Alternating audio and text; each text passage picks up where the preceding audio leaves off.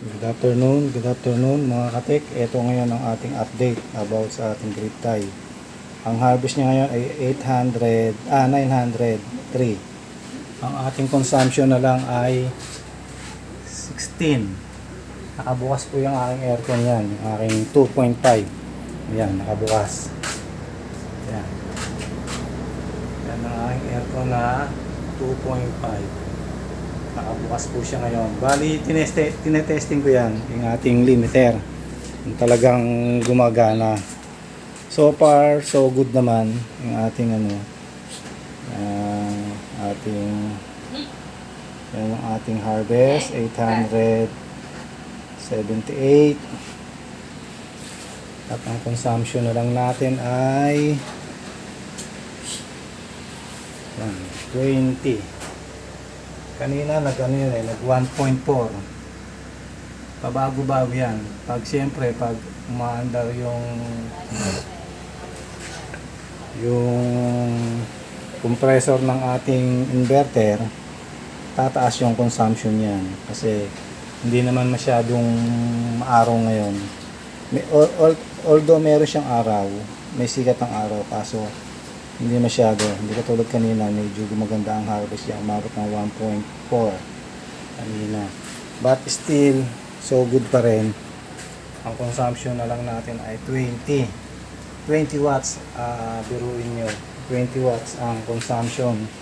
Umaandar yung ating aircon na 2.5 plus yung rep at mga electric fan, buong bahay po yan. So ito lang ang ating update sa ating 6 kilowatt grid tie inverter. Ang naantay na lang natin dito ay ang watt meter natin.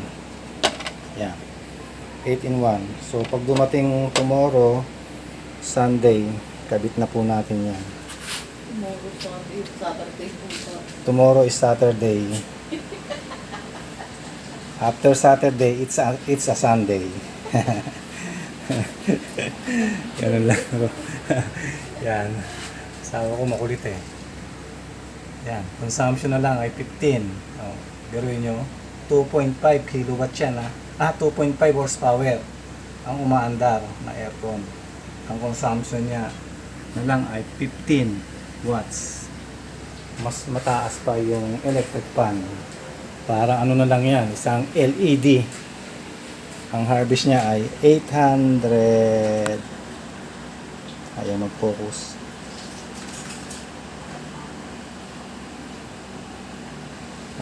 Focus.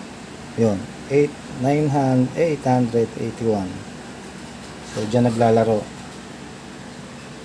So okay na tong testing na to. Pati ang kanyang limiter ay okay na rin. So kabit na natin yan Sunday kung darating yung ating watt meter na 18. Kasi para monitor ni client yung kanyang consumption. Parehas nito ng ating 6-in-1. Monitor natin yung ating consumption. Sa akin nga, dalawa pa yan eh. Yan yung galing main panel board. Ito naman yung aking load. Almost same lang yan.